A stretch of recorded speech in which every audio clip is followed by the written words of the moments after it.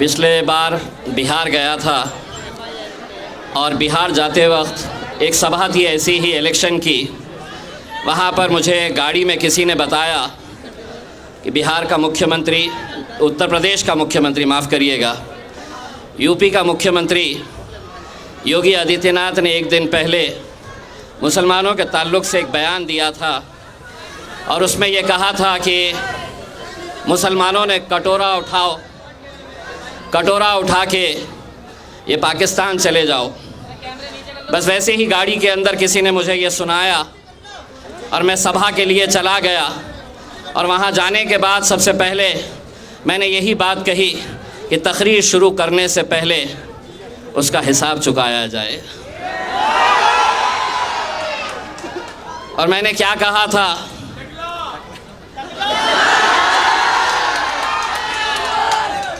ये भी थोड़ा महज़्ज़ब तरीक़े से आपने बोले हैं। मैंने उसको अपने अंदाज़ में ये कहा था कि कान खोल के सुन ले,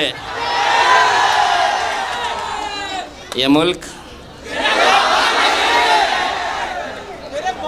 शायद उस दिन उसको समझ में आ गया होगा कि अगर हिंदुस्तान के अंदर कोई वाहिद जमात है जो ईंट का जवाब पत्थर से देने की ताकत रखती है, वो मजलिस इत्तेहादुल मुस्लिमीन है।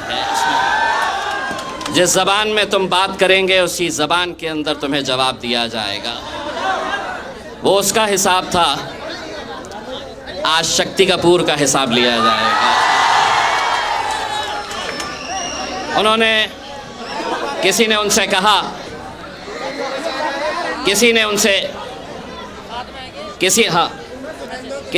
कहा कि इम्तियाज़ जलील आपके बारे में ये कह रहा था कि आम आदमी पार्टी को वोट देने का मतलब ये है कि आरएसएस को वोट देने के बराबर है।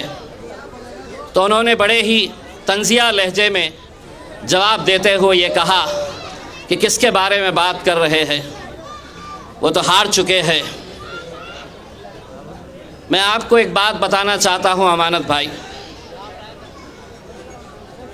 अल्लाह को तकब्बुर पसंद नहीं है।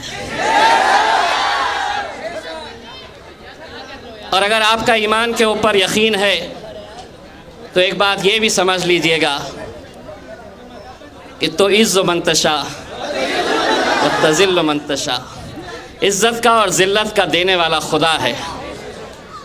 शायद आपको इस बात का भी अंदाज़ा हुआ होगा कि जिस दिन मैं हारा था उस दिन जीतने वालों से ज़्यादा चर्चे इस हारने वाले के चर्चे थे। ठीक है, गिरे हैं, फिर उठेंगे, फिर लड़ेंगे, फिर जीतेंगे। एक बात आपने ये भी सुनी होगी, गिरते हैं शहसवार ही मैदान जंग में, वो तिफ़्ल क्या गिरे जो घुटनों के बल चले। अमानत भाई, यकीनन मुझ में और आप में क्या फ़र्क है आप जानते हैं। फ़र्क सिर्फ़ इतना है कि ज़रूरत पड़ी तो आप घुटनों पे आ जाएंगे, इम्तियाज़ जलील असदुद्दीन अवैसी कभी घुटनों के ऊपर नहीं आएंगे। हम में और आप में सिर्फ़ इतना फ़र्क है।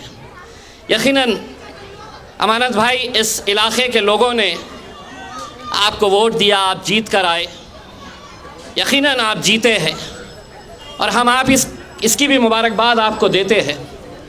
लेकिन ये जो इलेक्शन है, थोड़ा नीचे कर लीजिएगा, थोड़ा नीचे कर लीजिएगा।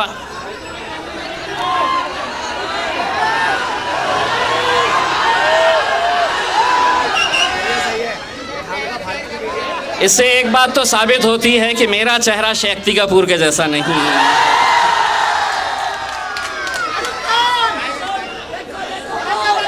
तो आप जीते, लेकिन ये इलेक्शन आपकी, कल एक मैं तकरीर सुन रहा था जिसके अंदर आपने अपने बारे में बताया और मेरे क़ायद बैरिस्टर असदुद्दीन अवैसी साहब के बारे में जिस लहजे का आपने इस्तेमाल किया, ये इलेक्शन के अंदर मजलिस इत्तेहादुल मुस्लिमीन अगर चाहती तो हम 20 सीटें लड़ सकते थे, 40 लड़ सकते थे, 50 लड़ सकते थे। लेकिन हमने सिर्फ 2 ही सीटें लड़ने का फ़ैसला किया और उसमें एक सीट यहाँ की ओखला की शिफा भाई की सीट थी। अमानत भाई, मैं दिल्ली का ज़िम्मेदार हूँ, असद भाई इतना यकीन रखते हैं। मैं आपको आज एक बात पूरी ईमानदारी के साथ कहना चाहता हूँ। शिफा भाई को मैंने कभी देखा नहीं हूँ, मैं कभी उनसे बात नहीं किया, ना कभी मेरी गुफ्तगू हुई, ना मैंने उनके साथ फ़ोन के ऊपर बात किया। आज एक सियासतदान नहीं, एक दीवाना, एक जुनूनी, एक अपनी कौम से मोहब्बत करने वाला महमूद हमारे साथ जुड़ा है। आज आपको मैं बताना चाहता हूं, अगर शिफा भाई अगर हमारे उम्मीदवार नहीं रहते तो मजलिस इस महमूद को टिकट देने वाली थी। महमूद इलेक्शन लड़ने वाला था हमारी तरफ से। पूरी दिल्ली की यूनिट, शोएब भाई हो, हमारे भूरे भाई हो, पूरे लोगों ने मुझे मनवाया था। लेकिन महमूद भाई, जब शिफा और रहमान के 2 बच्चों की तस्वीर हमारे सामने आई,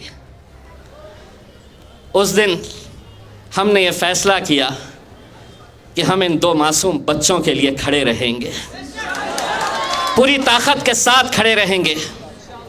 नूरीन भाभी के लिए, जो अपने शौहर को पिछले 5 साल से जेल के सलाखों के पीछे देख रही है, हम उनके लिए खड़े रहेंगे। हमने ये फैसला किया। और आप हम पर इल्ज़ाम लगा रहे हैं, आप हम पर ये इल्ज़ाम लगा कर कह रहे हैं हम वोट काटने के लिए आए हैं। तो अमानत भाई, एक बात ये भी आप अच्छी तरह से सुन ले, अगर आप आम आदमी पार्टी के अंदर रहते या किसी और पार्टी के अंदर रहते और बिना वजह आपके ऊपर UAPA लगाया गया होता तो यकीन मानिए हम पार्टी को दरकिनार करते, आपके खिलाफ भी उम्मीदवार हम खड़ा नहीं करते। क्योंकि आप का और हमारा, ठीक है आप अलग अलग पार्टियों के अंदर हम रहेंगे, जमहूरियत है, कोई अलग अलग पार्टियों में रह सकता है, लेकिन अमानत भाई, मेरा और आपका एक और रिश्ता भी है और वो कलमे का रिश्ता है।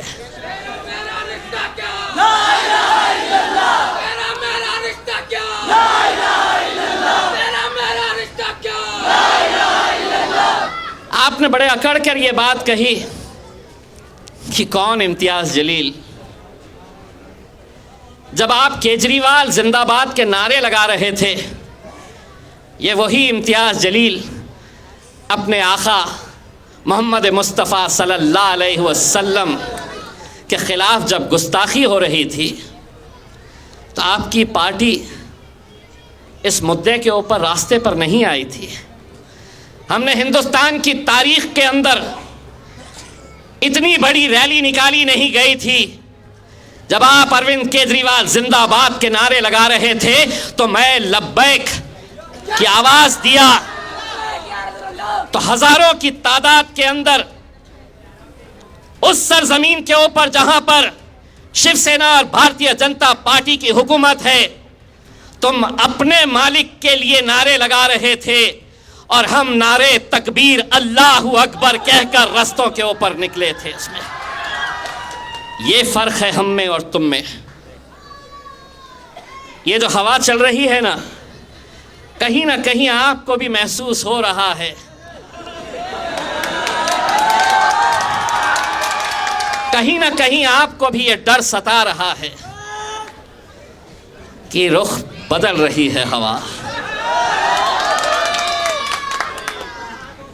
देखिए, मेरी एक बहन है जो कांग्रेस पार्टी की उम्मीदवार है, उनका भी एक बयान सुना कि शिफा भाई मेरे भाई जैसे है, नूरीन भाभी से मेरे बहुत अच्छे रिश्ते हैं, लेकिन MIM जो आई है वो वोट काटने के लिए। मेरी बहन, भाई बहन के रिश्ते को अगर सही मानों में आप समझती है तो जिस तरह महमूद हमारे साथ आया है, आप भी ऐलान कर दीजिएगा, आप भी ऐलान कर दीजिएगा। इलेक्शन आएंगे, इलेक्शन जाएंगे, कोई हारेगा कोई जीतेगा, लेकिन बहन हिंदुस्तान के अंदर मिसाल कायम कर दीजिएगा कि एक बहन अपने भाई के लिए कुर्सी को ठोकर मार सकती है करके उसमें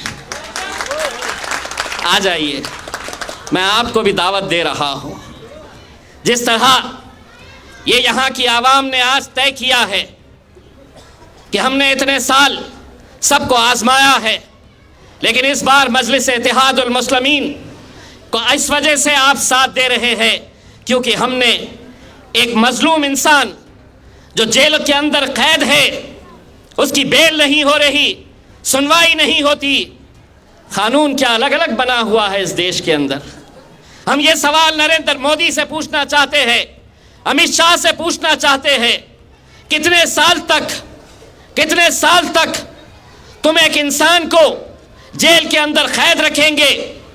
अगर दोषी है तो बताओ, लेकिन आज तो सिर्फ एक आरोप लगा हुआ है। आरोप के ऊपर इतना बवाल मचा हुआ है। मचाने वाले कौन है?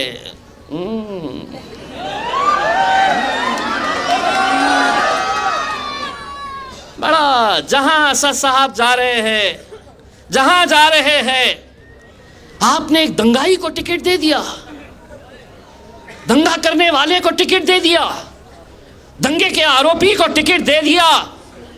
तो एक बात सुनो, और नरेंद्र मोदी अमित शाह को भी सुनाओ ये बात। अगर मेरा भाई शिफा, अगर दंगाई तुम उसे बता रहे हो, तो जिस पार्लियामेंट के अंदर इम्तियाज़ जलील को बैरिस्टर असदुद्दीन अवैसी साहब के बाजू बैठने का शर्फ हासिल हुआ था, उसी पार्लियामेंट के अंदर हमने दहशत गर्दों को भी बैठे हुए देखा है। दहशत गर्दों को हमने देखा है, लेकिन उनके लिए कानून अलग, हमारे लिए कानून अलग। लेकिन हम बोलेंगे, हम लड़ेंगे, और ये इलेक्शन ओखला की आवाम का इलेक्शन है मेरे भाई।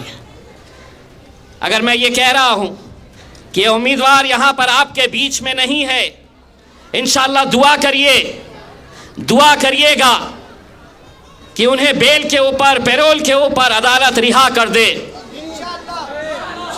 अगर वो पैरोल के ऊपर आ जाते हैं तो अमानत भाई उसी दिन अपना डब्बा बंद करके कश्मीर निकल जाइए, टहलने के लिए चले जाइए।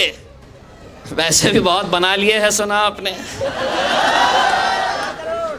रखने के लिए जगह तो नहीं होंगी तो थोड़ा खर्च करके आ जाइए। लेकिन मेरे भाई ये इलेक्शन आप लोगों को लड़ना है, भूल जाना है। अगले कुछ दिनों तक हर शख्स अपना नाम यहां पर, हर शख्स का नाम यहां पर क्या होगा? मैं हूं शिफा रहमान। आपको अपना नाम तब्दील करके ये समझकर इलेक्शन लड़ना है कि मैं इलेक्शन लड़ रहा हूं। और यकीन मानिए, ये लोगों को बड़ा शौक आता है, बड़ा शौक होता है कि पकड़ो इन्हें, डालो जेल में, पकड़ो इन्हें, डालो जेल में। इंतजार करते रहते हैं कि कब आएगा, किसको हम लपेटेंगे, किसको डालेंगे। ये तो वैसे भी इंतजार करते रहते हैं कि कब हमारे मुंह से कुछ निकले, अगले दिन दनादन चलाए ब्रेकिंग न्यूज, ब्रेकिंग न्यूज।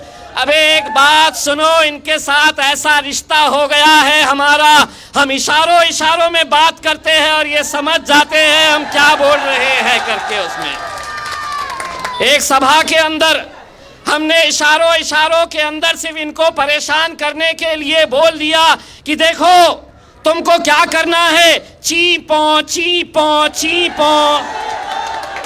पूरी रात भर वहां की पुलिस और मीडिया वाले रिवाइंड कर करके देख रहे, चीपों का मतलब क्या है, चीपों का मतलब क्या है। असद भाई बोले, मियाँ तुमने अपने तकरीर में क्या बोल डाले, सब लोग परेशान हो रहे हैं ना, चीपों चीपों क्या है। मैं बोला कुछ भी नहीं है, इनको परेशान कर रहा था साहब सिर्फ। उसमें पुलिस ढूंढ रही कि ये ची का मतलब क्या है, पौ का मतलब क्या है। कुछ नहीं है, खेलते रहो। हमको इशारों इशारों में जो भी बोलना है, क्योंकि हम अब आधा बोलते हैं, आधा ये बोलते हैं उसमें, जैसा हमने शुरुआत के अंदर बोले, अगर इम्तियाज जलील को इन्हें डालना है तो ये बोल सकते हैं कि उसने है तो अमित शाह को और नरेंद्र मोदी को बोला कि ये मुल्क तुम्हारे, अब ये बोलेंगे कैसा डालते, मैं तो आधा ही बोला, ये मुल्क तुम्हारे, ये मुल्क तुम्हारे। अब क्या मिलता, इसको बोलते बाबा जी का ठुल्लू, कुछ नहीं होता। हम बहुत होशियार हो चुके हैं। इंशाअल्लाह मैं आप लोगों से ये दरख्वास्त कर रहा हूँ, एक एक घर जाइए, जो अपने नहीं है उन्हें मनाइए, जो हमसे दूर है उन्हें समझाइए और ये बताइए ये इलेक्शन उन दो छोटे मासूम बच्चों के लिए है, हमारी भाभी के लिए है। और इसी तरह से हमने जो ताहिर हुसैन साहब को वहाँ पर दिया है, उनको कामयाब करिए। हिंदुस्तान का मुसलमान आज टुकटुकी लगाए हुए इस ओखला की कॉन्स्टिट्यूएंसी के ऊपर नज़र गाड़े हुए है। वो देखना चाहता है कि वाकई में इंसान यहाँ पर रहते हैं या उनका ज़मीर मर चुका है। आपको 5 तारीख के दिन ये साबित करना है कि यहाँ इंसान रहते हैं